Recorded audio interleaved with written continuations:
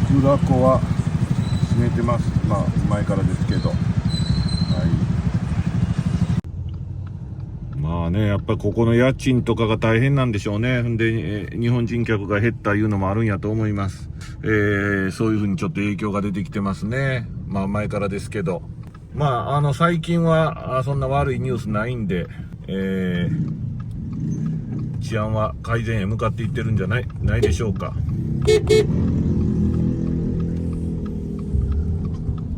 でもですね、いよいよ台風のシーズン入りました。台風が一発目できてますね。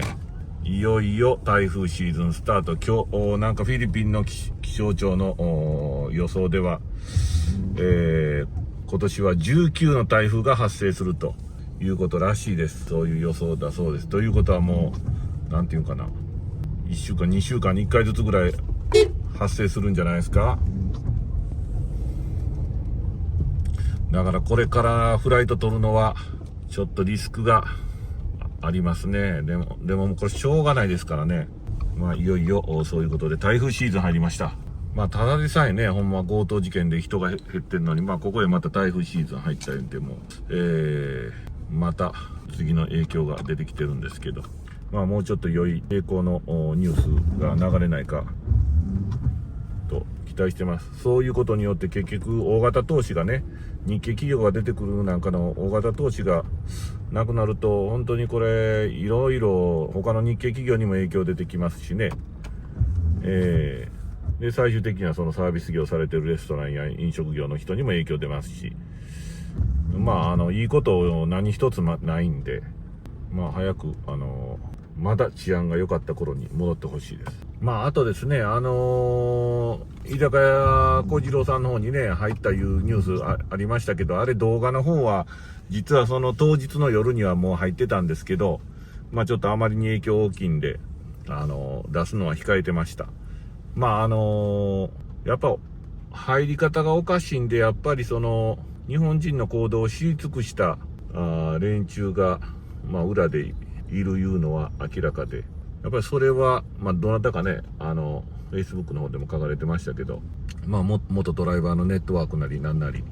まあそういうのがいろんな情報漏れてるんじゃないの。日本人の行動を知り尽くしたね情報、まあリトル東京のクリークサイドの方でのガードマンがいないところの店に入るとか、そんなんもね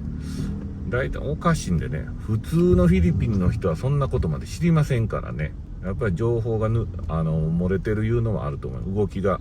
読まれてるいうのもあるんでね、マナテの方はもう全然安全になって、マカティもこうやって言いますけど、全然私は何の危険も感じてません。歩くのはやっぱりしないですね、基本的に。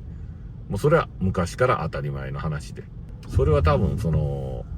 フィリピンの田舎行っても暗すぎるところは歩いたりもしませんし、マニラ首都圏に限らずどこ行っても行動は同じ。それは当たり前は思いますね。それが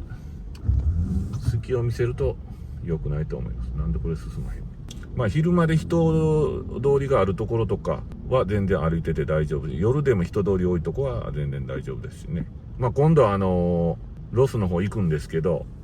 アメリカのやっぱりロスのダウンタウンも治安悪いってもうこれ聞いてるんで、ホテルとある場所のとこから15分だけ歩くんも歩かない方がいいよっていうアドバイスをもらってるのと、ネットで調べても同じようなこと書いてあるんで、だから結局グラブを呼ぶとかウーバー呼ぶとかね、別の方法なんか考えないとダメやないうので、そんなことを今も考えてますけど、フィリピンも同じ感覚を持ってて正解だと思いますね。人数が集まってるからといって、固まってるからといってもね、向こう銃一つあったらこっち 4,5 人おろうが多分もう勝てないと思うんで、そういうのも考えての行動というのは必要ですね。前も言いましたけど、隙を見せない行動。はい、そんなとこです。そう言いながらここへ来てますということであります。